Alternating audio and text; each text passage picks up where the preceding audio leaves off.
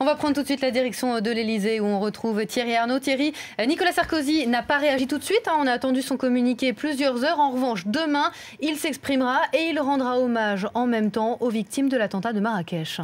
Exactement, il ira accueillir leurs dépouilles de ces 8 victimes françaises des attentats de Marrakech à l'aéroport d'Orly au pavillon d'honneur. Ce sera demain soir à 18 h.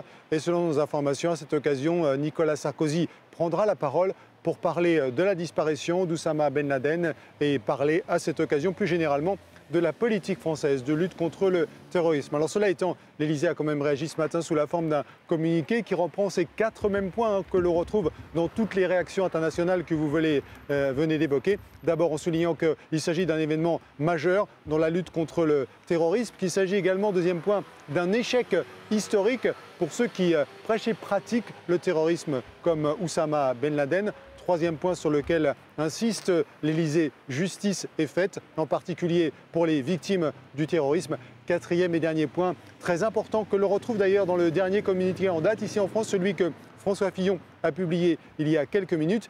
La lutte contre le terrorisme ne s'arrête pas. Ce n'est pas la fin d'Al-Qaïda, dit ce communiqué de l'Elysée. Le combat contre les criminels qui s'en réclament doit se poursuivre sans relâche et rassembler tous les États qui sont victimes de ces crimes.